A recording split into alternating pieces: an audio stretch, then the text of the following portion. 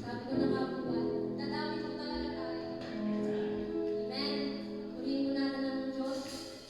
Tayo po patuloy na awit.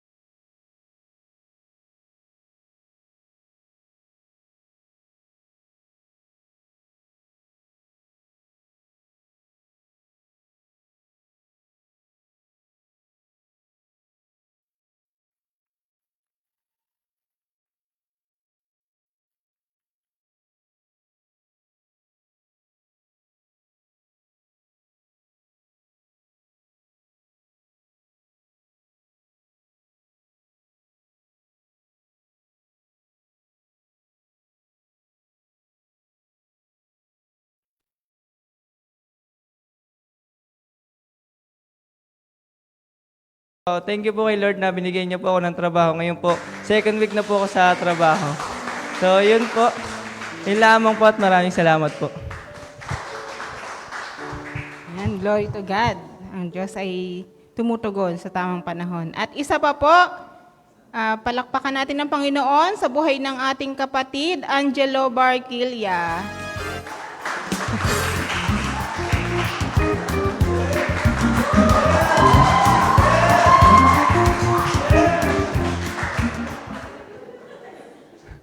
Ayun, nagpapasalamat po ako kay Lord. Hindi ko po alam yung sasabihin.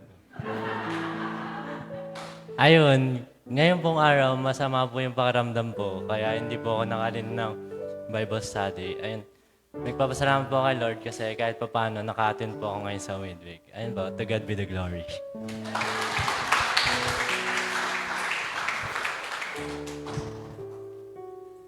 So, yan po rin ang Panginoon. So, si Angelo po, siya po ay isa sa produkto po ng ating Sunday School. Yan, glory to God. At sila po ngayon ay mga binata na. At kasunod po, Charis. Charis Pinutendos. Ikaw lang ang Charis dito.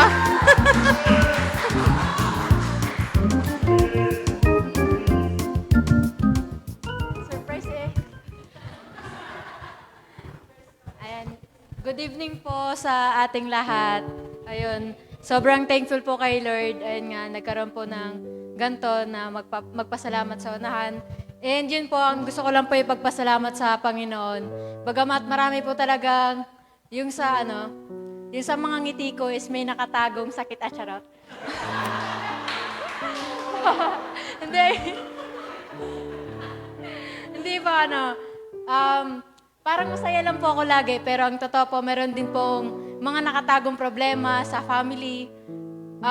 Yun, dami pong ganap, kaya yun nga po, lagi ko rin pong ina-apply sa sarili ko na na kapag may problema ka sa bahay, iwan mo lang. Eh, nandito ako sa church, kaya iniiwan ko po talaga sa amin.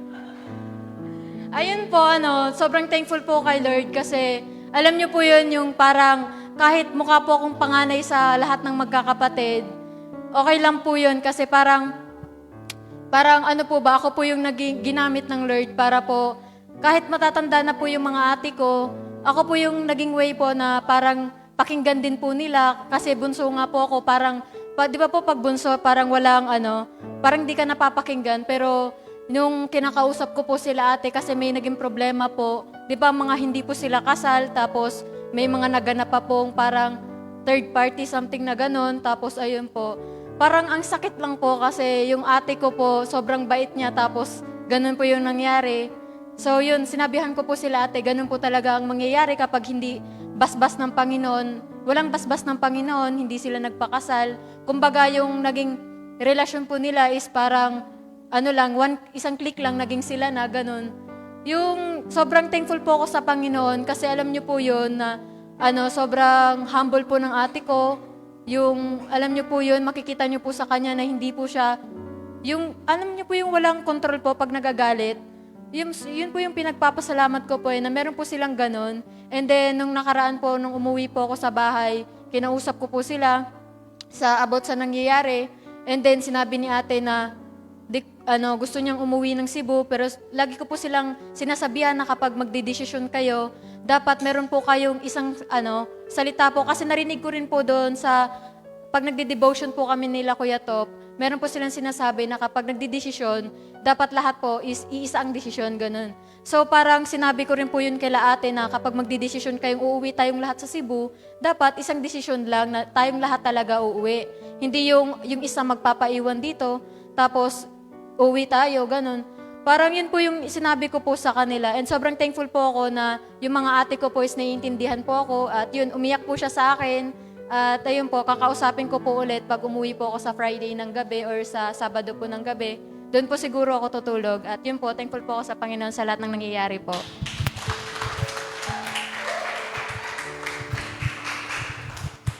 So yun, promise naman talaga yun ng Lord na kahit isa sa sambahayan kapag kumilala sa Panginoon, siya yung magiging channel of blessing. At yung buong pamilya kahit may mga nararanasan ng mga problema, maasahan talaga natin yung ano ng Panginoon, yung covering ng Panginoon. At ako rin po magpapasalamat sa Panginoon sa nagdaang isang linggo dahil po sa pag-iingat niya sa akin, sa trabaho, sa family ko, sa bawat pag-uwi. Yan po kasi malayo po yung binabiyahe ko kapag umuwi ako kasi once a week umuwi ako dyan sa Batangas. At yun nga, kanina nag-post yung asawa ko na nagkaroon ng aksidente dun sa dinadaanan talaga namin. Walang ibang way, dun lang talaga yung nadadaanan. Maraming na-aksidente kasi yung, alam niyo yung truck ng Petron, yung flammable, yung nagsalpok yung jeep nung mga mga papasok sa trabaho. Yan, kaya talaga napaka-importante ng prayer, no? Kapag tayo ay lalabas, uwi ng bahay. Yan, yung pong panalangin natin traveling mercy. Yan, sa Panginoon. So yun po, purihin ng Diyos at dadako na po tayo sa kasunod na bahagi nating gawain. Sa exhortation, tawagin natin si Brother Topper.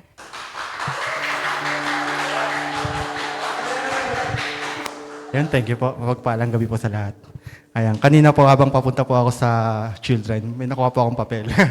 So, gamitin po natin yung papel para maiba naman po, no? Ilan po bang merong corner sa papel na to? 4 corner po, no? Sa mundo po kapag tayo po nagbibigay, ang akala po natin, lagi po tayong nawawalan. Tama? Tama po ba? So, sa Panginoon po, kapag tayo daw po ay nagbibigay, meron po tayong tinatawag na talent, time, talent, tsaka treasure, di po ba? So meron po siyang 4 na corner. Sabi natin yung time. Lord, yung oras ko po, ibibigay ko po sa inyo.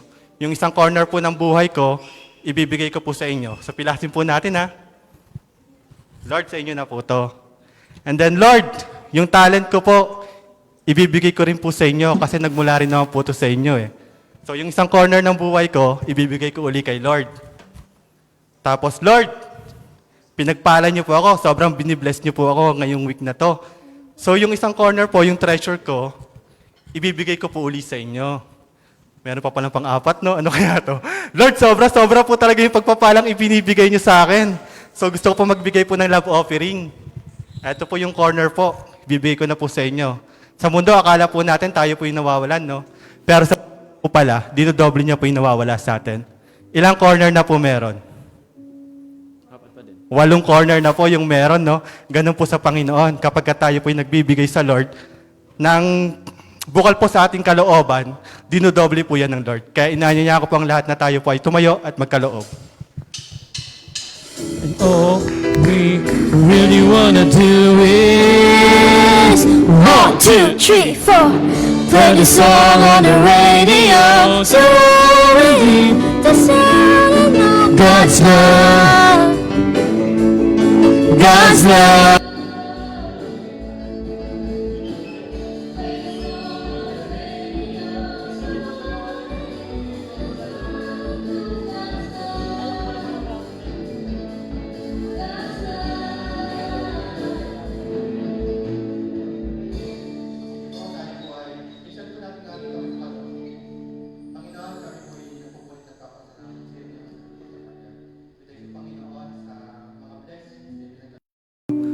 Kami po ay naniniwala, Panginoon, na ito po ay makakamtan lamang po namin sapagkat ito'y nagmumula sa inyo. Kayo po ang siya nagbibigay, Lord God. Thank you, Lord God, sa mga pagpapalang nararamdaman po namin, nakukuha po namin, Lord, sa physical, sa financial, Lord God, sa spiritual, Lord God. Tunay nga po, Panginoon, na lahat ng ito ay nagmumula sa inyo at nararapat lamang po na ibalik po namin sa inyo. Lord, dalangin po namin na ang bawat kaloob na ito ay magamit nga po, Panginoon, sa ikalalago pa po ng bawat ministeryo na kinabibilangan po ng bawat isa po, Lord God, sa inyo pong katawan. Dalangin rin po namin na ang bawat nagkaloob, Panginoon, ay patuloy niyo pong pagpalain. At nawa po, Lord God, kayo po ang siyang madakila sa buhay po namin, Lord. Maraming salamat po. Ang kapurihan po ay sa inyo lamang sa pangalan ni Jesus. Amen.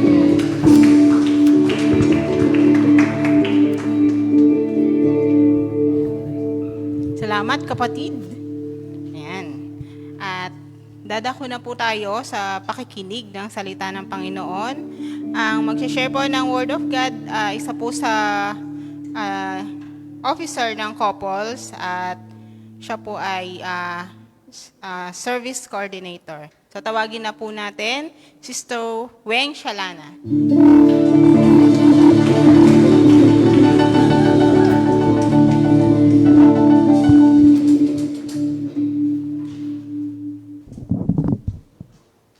Ayun po, magandang gabi po sa bawat isa. So, yun. Ako din po ay magpapasalamat sa Lord sa kalakasan po na patuloy niyang pinagkaloob sa akin. And then, yung kagalingan po, dahil simula ata Friday ng hapon, ayun, mugto po yung mata ko. As in, yung mukha ko, kitang-kita po talaga yung kung ano man yung mga nangyayari sa sa katawan ko. So, salamat sa Lord dahil, ayun, pagising ko po kanina is nagiging okay. Nagtuklapan po yung mga balat na namaga. So, nakakaano lang dahil gusto mong tuklapin, pero yun nga, ang sabi nga ng derma, wag na wag mong ingatan mo talaga na hindi po matanggal yung balat na yung puwersado dahil yun, dudugo po yan at yun, yung peklat po niyan is mahirap pong gamutin. So, ayun, salamat sa Lord. Hindi na lang ako natingin ng salamin. So, bahala na yung mukha na yan. So, gagaling din yan. So, yun, salamat sa Lord sa kagalingan. Dahil, alam nyo po yun, makikita nyo, mugto lang yung mata ko, pero yung mukha ko namumula. Pero ang hirap po talagang itingin dahil yung dito po is mabigat, tapos yun, tulo ng tulo yung sipon mo, luha, kahit wala ka namang sipon. So, napakahirap pala po. Pero, ayun, sabi ko nga, meron pong rason talaga bakit po pinaparanas po sa atin yun. Dahil, ayun nga po, nagkaroon din po ng rason. Dahil meron kasi kaming bisita, so, yun, tradisyon po ng company na, yun, ilalabas po siya. So, yung the rest po ng leadership team is nandun po sila sa Manila. So, ako po hindi yung sumama.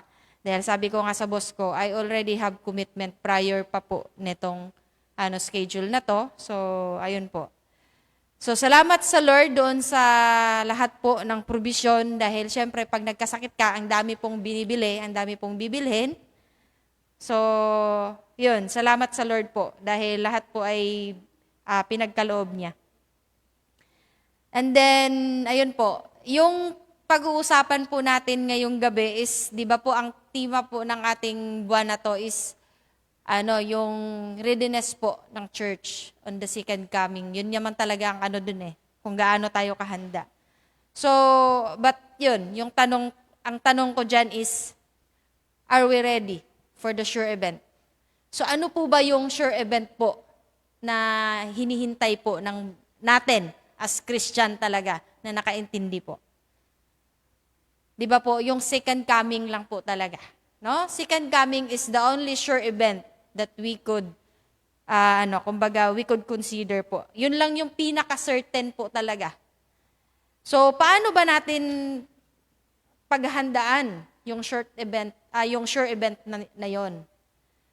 So, syempre, unang-una is yung containment, yung kakontentuhan talaga sa buhay po natin. Yun yung pinaka doon. Nagda-drive po talaga sa atin ng Kasi kung wala po yan, wala po. Kumbaga, hindi po talaga natin magagawa yung mga bagay na gusto po nating gawin.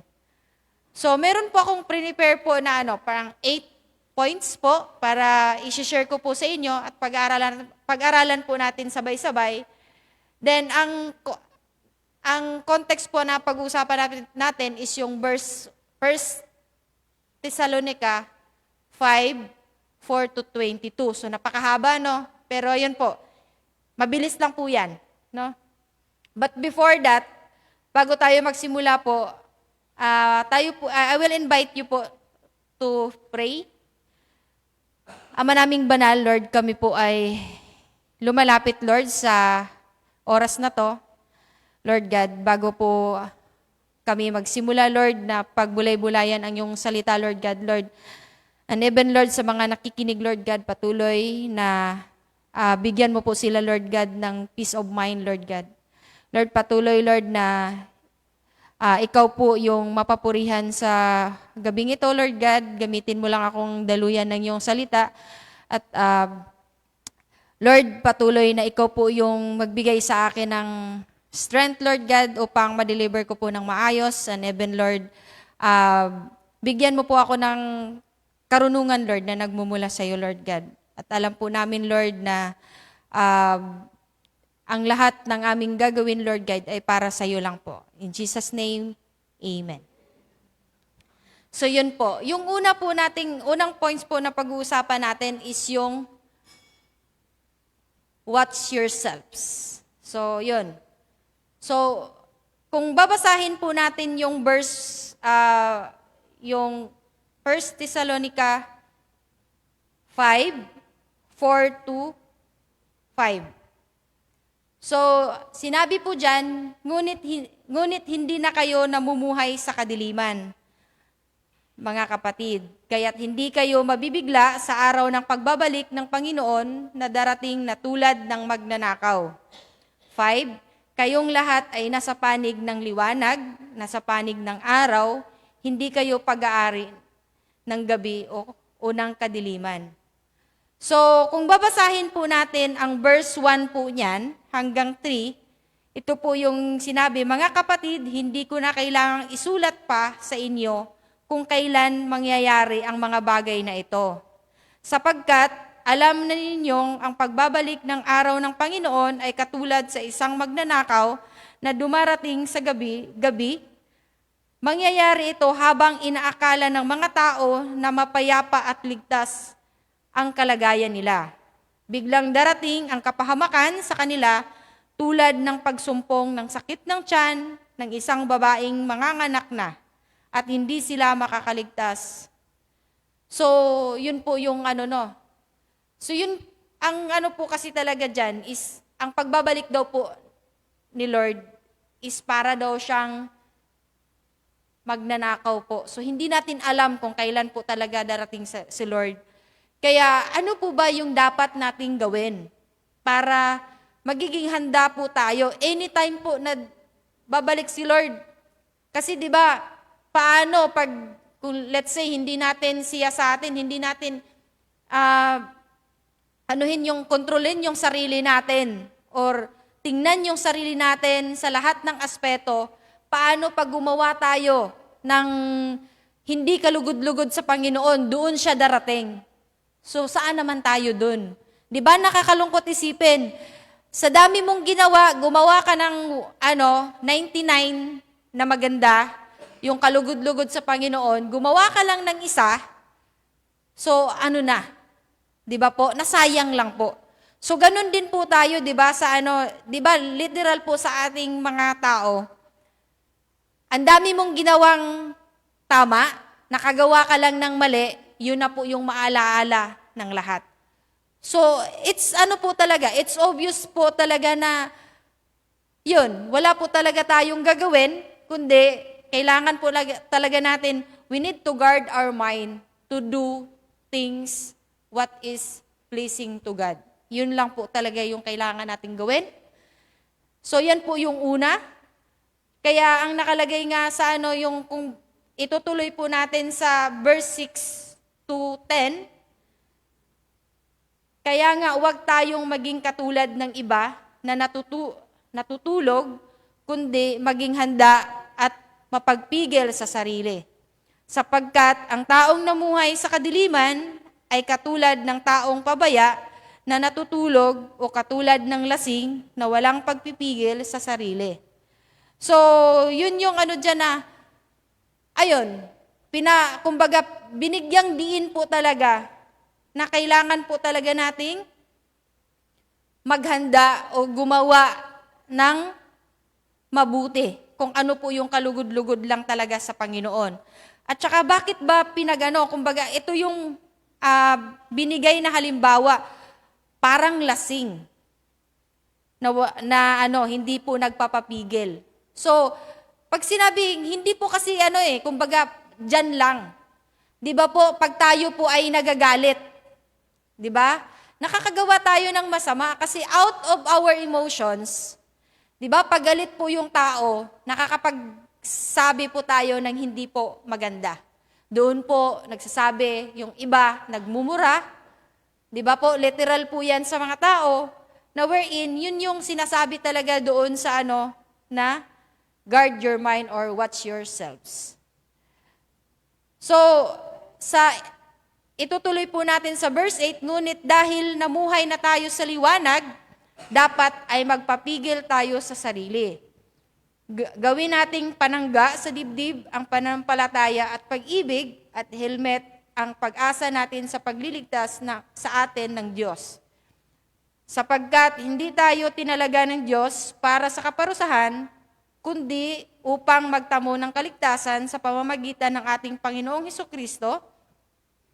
10 is namatay siya para sa atin upang kahit tayo'y tulog man o gising man, sa pagbalik niya ay mabubuhay tayo sa piling niya. So dito, binigyan din po tayo ng assurance, no? Na since tayo nga po ay nagsiserve sa Lord or tinanggap na natin siya na siya po yung ating sariling tagapagligtas, binigyan tayo ng assurance na kahit man tayo ay tulog, since gumawa tayo ng kalugod-lugod sa Kanya, dahil yung paalaala nga na yung isang unang steps po is, watch yourselves. So binigyan po tayo, regardless kung anong estado natin na madatnan tayo ng Lord, tulog man tayo, o gising sa pagbalik niya, tayo ay mabuhay sa piling niya. Kasi nga po, kumbaga, we believe in Him na po talaga. Kumbaga, we are serving the Lord. And we believe, and we are waiting for His second coming.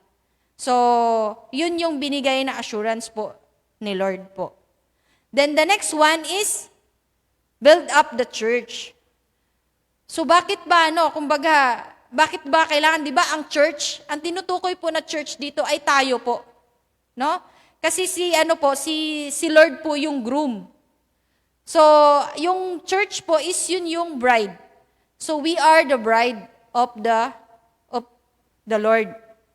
So, syempre, paano ba tayo, kumbaga, ano po ba yung gagawin natin? Bakit tayo magiging, why we need to build the church? Kasi nga po, para tayo magiging handa. No? Really Christians is the one the Lord finds the building. When God appears. So, yun po yung kumbaga, syempre, kung, di ba, bakit ba kailangan natin, bakit ba kailangan talaga nating i-build up yung sarili natin? Bakit ba pupunta tayo sa church? Para po tayo magpapalakasan, para po tayo makapakinig ng salita ng Diyos, na para po tayo ma-renew. Para po tayo ma-remind doon sa mga commandments po ni Lord, kung ano po yung kalugod-lugod po sa Kanya. So, the next one, ang pangatlo po is, respect your leader. So, bakit kaya, bakit ko kaya sinama tong respect your leader?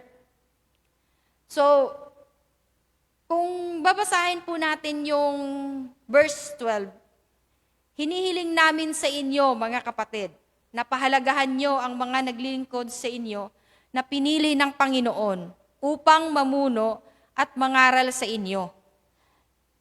Yung 13a is, ibigay nyo sa kanila ang lubos na paggalang at pag-ibig dahil sa gawain nila. So, ayun po, di ba, kumbaga, bakit kailangan nating respetuhin yung mga leader natin? Kasi inutos po talaga ng Panginoon na kailangan silang respetuhin. Kasi nga po, being a leader or being a pastor, hindi po talaga yan, nagpastor lang siya is because gusto niya. God has chosen those leaders para po magbahagi po ng kanyang salita at saka kung ano po talaga kumbaga ano po talaga yung truth. So, because our leaders do their best to lead us.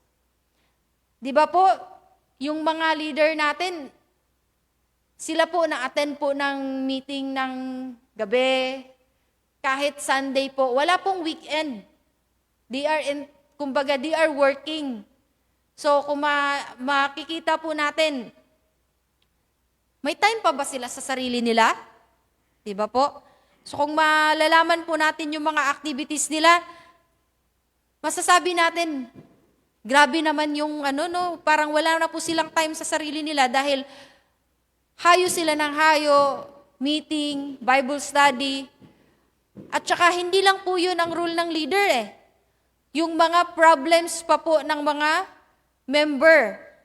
So kasama po ang leader na nagsosolve po nun. Kasama po ang leader na nag-aayos po nun. Wala pong sinasabi, personal na yan, na problema yan. Wala akong pakialam dyan. Hindi po ganun kasi ang leader, ang spiritual leader. Unlike po doon sa mga leader po ng trabaho na it's only work. So yan po yung pinakamahirap. Dealing with people, yung mga personal na po nila is kailangan mo pa rin silang tulungan. So yun yung pinakamahirap doon. So, ang mga leader po is they are working with their ministry and even yung mga they are extending their hands doon sa mga kailangan pa pong ng mga member po nila. And they don't own their time. So minsan nakaplano na, ngayon, ganito po yung gagawin ko. Paano pag may dumating po na member na may problema? So they need to set aside their plans because they need to attend their members that they need them. So ano po ba yung magagawa po natin as member po? So the only thing we can do is just to respect them. So in what way we are going to show respect to them? Of course, syempre, sumunod po tayo kung ano po yung pinapagawa po sa atin. So, that's one way of respecting our leaders. So, and dapat din po, it's really necessary that the church recognize the hard work of the leader. So, sino po ba yung magre-recognize ng mga hard work ng mga leader natin? So, tayo po. So, yung, di ba po, meron po tayong Pastor Appreciation Month, mga ganon. We cannot wait only for that to appreciate our leaders. We can, a simple thank you and a simple way of appreciating them, it's enough. Not so we are encouraged. As church, we are encouraged to respect our leaders through showing love and cooperation. So love, meaning, pag love mo yung tao, wala pong mahirap sa'yo. So, lahat po ay kaya mo. So, pag sinabihan ka na mag-word ka, wala kang bang gagawin because you love your leader and you respect them, then gagawin mo po yung best nyo po. So, the next one is be at peace with one another. So, yung verse po dyan is yung 13b. Mamuhay hanggang 15. Mamuhay kayong may mabuting pakikitungo sa isa't isa. Nakikiusap kami sa inyo, mga kapatid, na pagsabihan nyo ang mga tamad.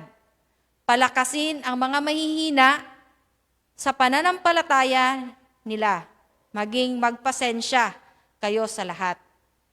So, wag niyong gagantihan ng masama ang gumawa sa inyo ng masama. Sa halip, sikapin ninyong makagawa ng mabuti sa isa't isa at sa lahat. So, yun, it's clear po talaga na kailangan po nating mamuhay ng mabuti o kumbaga maayos para magiging para magiging ilaw po tayo doon sa sa lahat po, those people around us po talaga. Then, sinabi po dito is, pagsabihan daw po natin yung mga tamad. So, hindi man siguro, kumbaga, pag yung literal kasi na parang intindihin natin, pagsabihan daw natin yung mga tamad, it's very harsh po, di ba? Kung pagsasabihan natin, paano ba? In the right manner. Paano ba? So, the only thing we can do is just to remind. No? Just to remind, keep on reminding them. May kailangan po tayong, we are here, we are created by God here because we have the purpose. So, hindi lang naman tamad to na tamad na literal eh. So, ang dito is, kung hindi mo ginagawa yung purpose mo dito sa mundo, is we consider as tamad. So, syempre, ano po ba yung purpose natin dito sa mundo? Is to serve God. To share His Word. So, we should remind each other na dapat kahit sa anong paraan na we are able to do what is the command of God, then we should do it. Kasi wala naman pong binibigay na specific na instruction or specific talaga na sinabi si Lord na ganito po yung gagawin nyo. Pag nag-share po kayo ng word o ng salita ko, ganito po yung gagawin nyo. There is no specific way of sharing. So dapat, because different individuals, different people, we have different ways how we are going to share the Word of God or even to follow His commandments. So, may iba't iba pong pamamaraan. And also, hindi ibig sabihin na pag iba't ibang pamaraan is hindi po tama yon. Kasi, isa lang naman yung objective po natin. No? Kumbaga, maano po natin, mapagsilbihan po natin ang Panginoon or magagawa po natin yung purpose po talaga natin dito sa mundo. Bakit po tayo ginawa ni Lord? And then, wag daw tayong, let's say, ito yung ito yung pinakamahirap, na kahit ginawan ka na daw ng masama, wag daw nating, kumbaga gantihan. So, it's clear po talaga.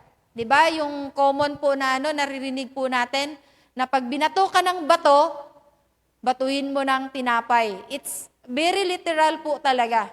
So, kasi nga po, kung let's say, yung binigyan ka ng kumbaga, inaway ka, tapos pinatulan mo din, edi ano nang kaibahan nyo?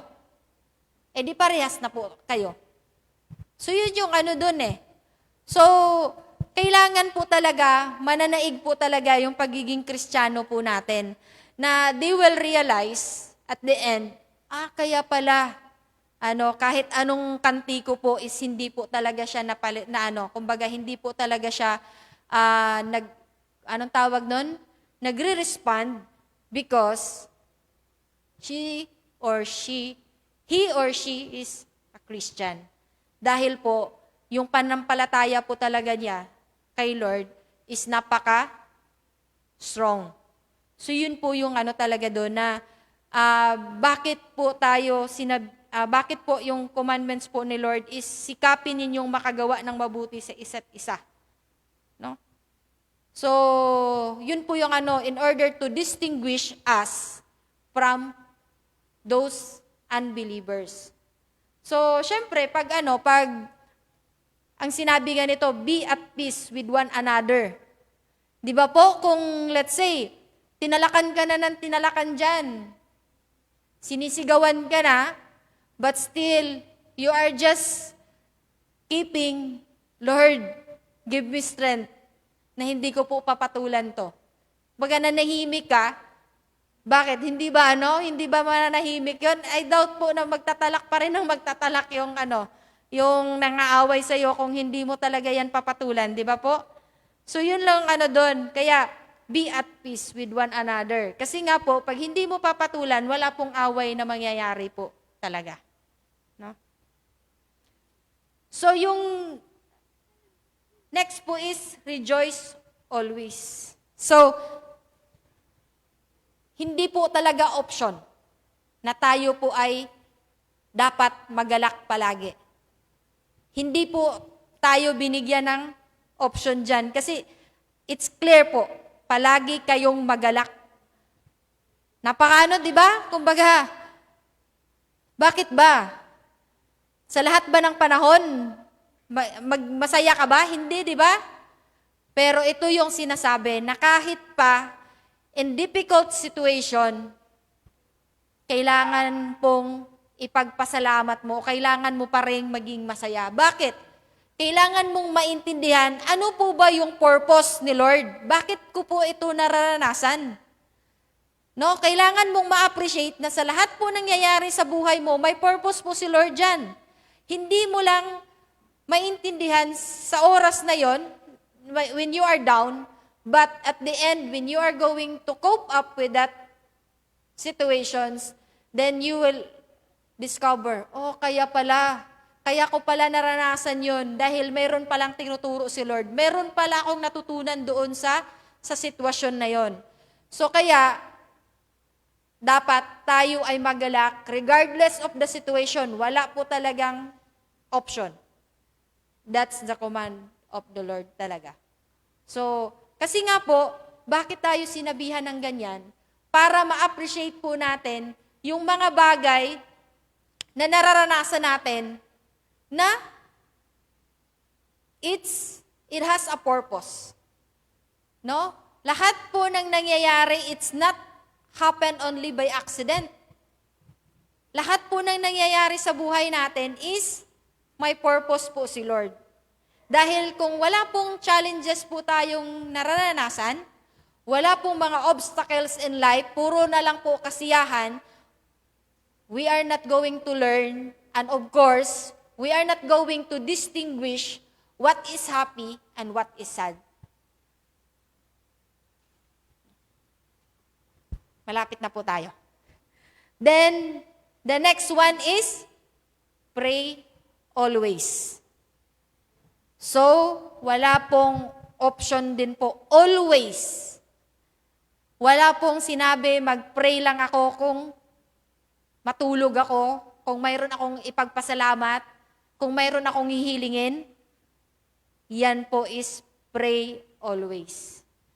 Sabi nga po sa verse, palaging manalangin at magpasalamat kayo sa lahat ng pagkakataon dahil ito ang kalooban ng Diyos para sa inyo na mga na kay Kristo. So ito yung sinabi ko po kanina.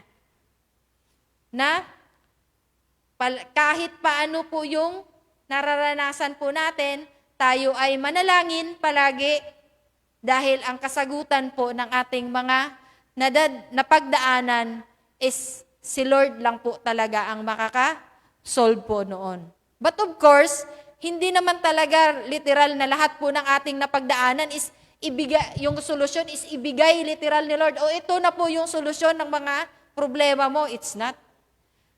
Dahil mayroon pong ginamit si Lord na mga instrumento po how we are going to get what we need. Kaya po tayo binigyan ng kaalaman, binigyan po tayo ng kamay, ng paa upang makalakad at saka utak para makapag-isip. So, kaya binigyan po tayo lahat. Kaya hindi po, ang sabi nga po doon sa previous verse, huwag tayong tamad. No? Bawal yung tamad. So, it's clear. Kasi nga po, hindi po natin makakamtan kung ano po yung kailangan natin kung hindi po tayo magsikap. So, yun, binigay po ni Lord lahat ng mga resources po para po natin makuha o magawa kung ano po yung kailangan natin gawin upang magampanan po natin ang buhay natin dito sa mundo. O ma-provide po natin yung pangangailangan po natin. And the next one is, ano po, yung sunod po na gagawin po natin sa ating paghahanda po sa kanyang pagbabalik is study the Word of God. So, kailangan po talaga nating magbasa ng Bible, hindi lang magbasa, but to understand kung ano po yung ibig sabihin po ng ating binasa. No? So this is very, kumbaga, sa akin po, personally, I admit po, napakahirap po nitong,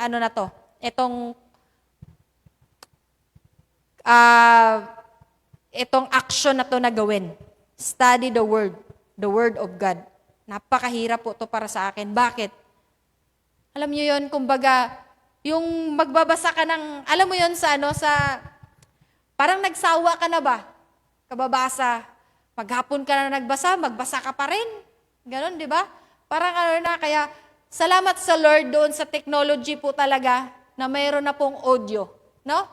So, ngayon, dapat tayong magpasalamat dahil sa technology, binigyan tayo ng option ni Lord na kahit papano, kahit, let's say, ayaw mo nang idilat yung mata mo dahil gusto mo nang ipahinga, edi yun. Wala ka pa ring option na na hindi ka makapag-aral ng salita ng Diyos. Bakit? Meron na nga technology na binigay sa'yo, edi makinig ka kung kung pagod ka nang magbasa or ano man yung dinaramdam mo, masakit na yung mata mo, just close your eyes and then listen to the Word of God. So yun lang po yung substitution po. Kaya wala po talaga tayong rason. Sa akin, nung una, hindi ko pa na-discover na merong audio yung sabi ko, payan, tapos minsan, ang ginagawa ko po nung una, pag umaga, pagka-start ko ng sasakyan, syempre, kailangan mo pa yan ipainit. Di doon, magbabrowse ka. Nung pagka-browse ko, mayroong sign ng yung parang speaker. Sabi ko, meron naman palang ganito to, di yun.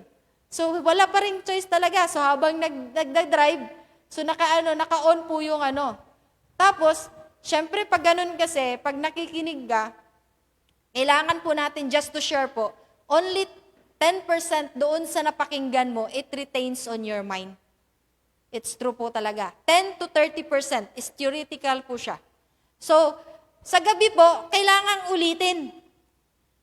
And then, syempre, hindi mo magagawa yung journal. Diba po? Kasi nakikinig ka, ano man yung ginagawa mo, then you should find time po talaga na magawa yung journal na kailangan mong upuan. Since paulit-ulit mo nang nababasa, you can comprehend po talaga ano po ba yung takeaways mo nung napakinggan mo yung chapter na yon. But then, ayun, as literal na tao, we have limitations po talaga. Minsan, ako, nakailang beses ko na pong pinakinggan, binasa na, hindi ko pa rin magigets kung ano po yung message po talaga. Hindi ko po lalo na yung mga last po na mga chapter, ano ba yun, bakit may mga linin pa yung mga sinusukat? Ano ba yun? Bakit may kailangan pang mga sukat-sukat? Ano ba yung purpose nun?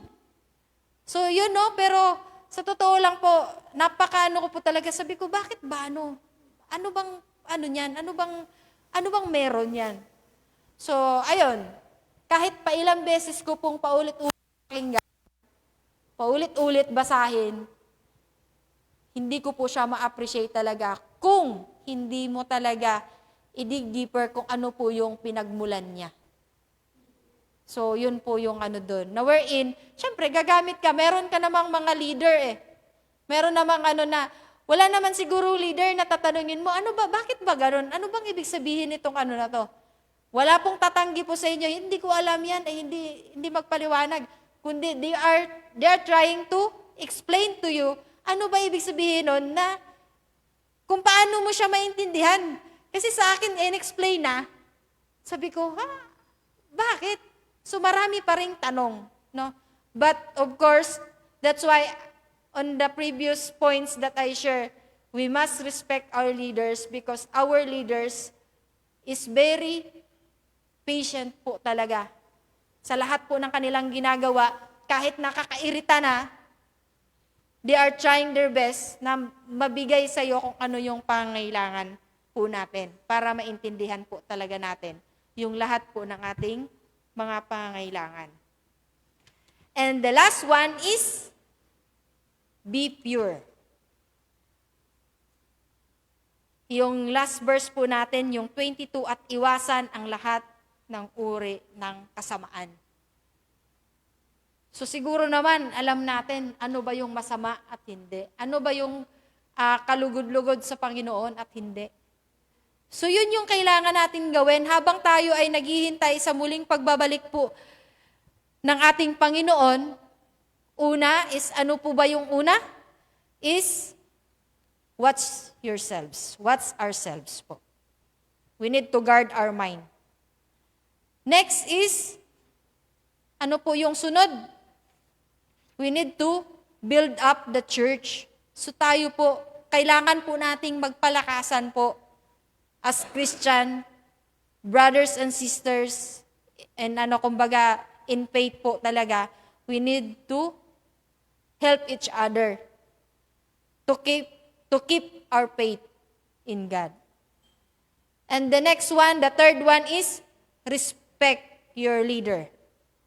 Dahil sila po ay nagsasakripisyo, yung buhay nila, sinakripisyo po talaga nila para po sa atin. No?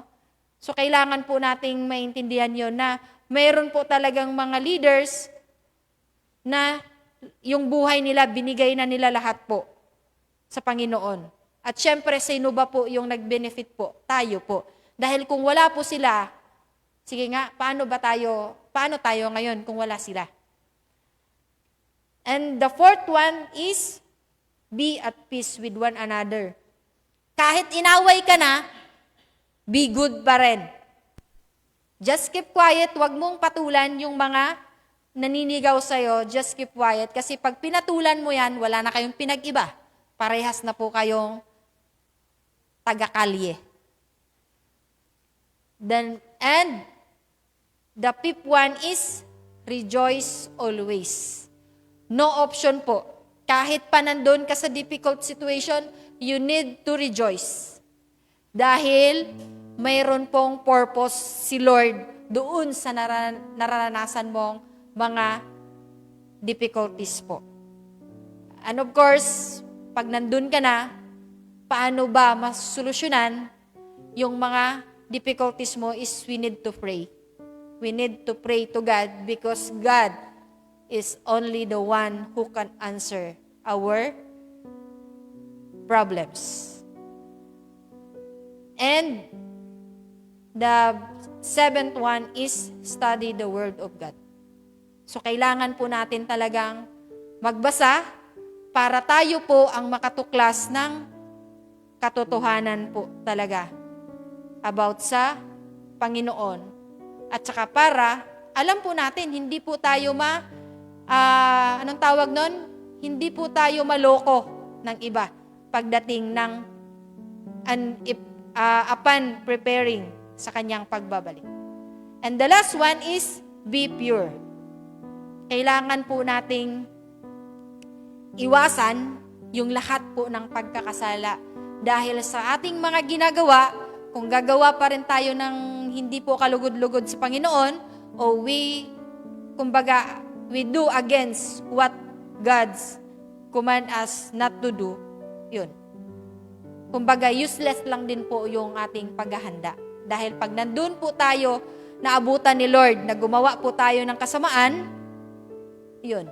Sabi ko nga kanina, sa dami ng ginawa mo, 100 po yung ginawa mong maganda, gumawa ka lang ng isang mali, wala na po lahat. Erase na po lahat yun. Dahil hindi po ang ating, kumbaga, hindi po nasusukat kung ilang porsyento po yung ginawa mong tama at ilang porsyento po yung ginawa mong mali. Pag may ginawa kang mali, it's mali. Kahit pa gaano ka liit yan, gaano pa ka unti yan, it's still mali pa rin po. Ayun po. So, ayun po. Sana po ay may natutunan po tayo doon sa 8 points po na pinag-uusapan po natin. So, sana i-apply po natin sa ating pang-araw-araw na buhay habang tayo po ay naghihintay sa kanyang muling pagbabalik po. Ayun po, tayo po ay manalangin. Ama naming banal, Lord, kami po ay nagpapasalamat, Lord, sa oras na pinagkaloob mo sa bawat isa, na naririto, Lord God, Lord, patuloy na pagpalain mo po sila, gabayan mo po ang lahat po na naririto, Lord God. And even, Lord, salamat, Lord God, sa salita mo, O Diyos.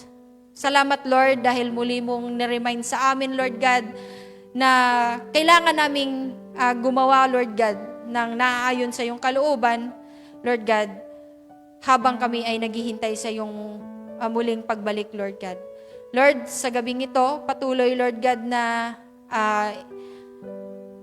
dinadalangin ko po, Lord God, na yung kapayapaan ng bawat isa ay patuloy mo pong ipagkaloob. And even, Lord, yung good health, Lord, ay patuloy mo pong ipamalas, Lord, sa bawat isa, Lord God, na narito. And even yung wala pa rito, Lord God.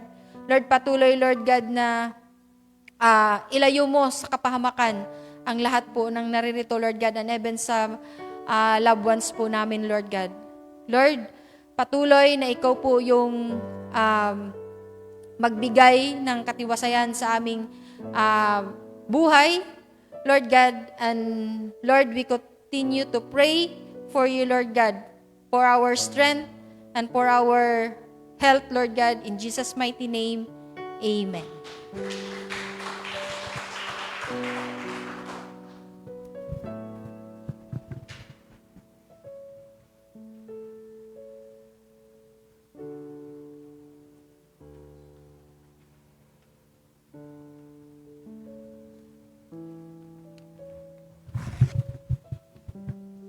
Yan, salamat po, Sister Weng, sa napakagandang mensahe ng Panginoon. Tunay ng pagdating ng Lord, kagaya siya ng isang pagdating ng magnanakaw. Hindi natin alam kung kailan at kung paano. Pero ang itinuturo po sa atin, maging handa tayo sa kaibuturan ng ating puso. Ayan.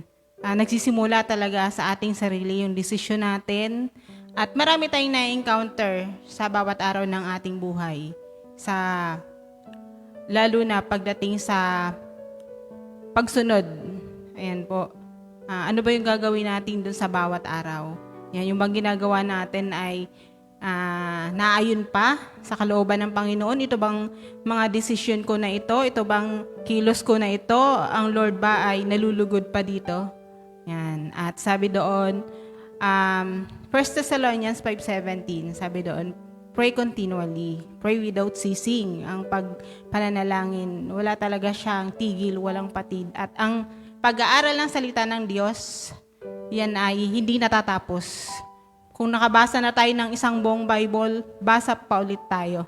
Dahil bawat pagbabasa natin, may inire-reveal ang Diyos sa atin na bagong bagay. At sa pamagitan nito, tayo ay naghahanda para sa pagdating ng Panginoon. Dahil hinahayaan natin ng Lord na ang Diyos ang bumakod sa atin upang tayo ay hindi mapalayo sa Kanya, upang tayo ay hindi magkasala sa Panginoon hanggang sa Kanyang pagbabalik.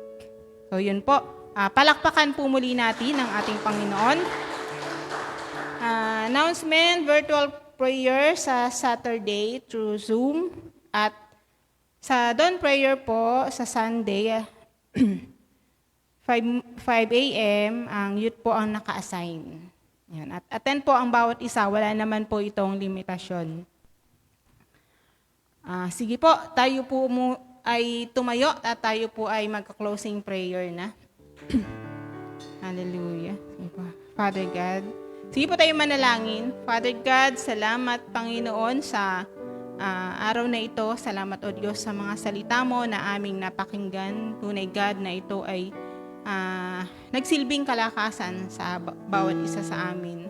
Na kami sa aming pagpapatuloy bilang isang Kristiyano, kami ay maging handa sa araw ng iyong pagbabalik, Panginoon. At lahat, Panginoon, ng mga nararanasan namin, O Diyos, tunay God na ito ay isuko namin sa iyo, O God, at piliin namin, Panginoon, ang sundin ang iyong katwiran kahit para sa amin ito ay mahirap, O Diyos. Sayaan mo yung grasya mo ay patuloy na sumagana sa amin, Panginoon.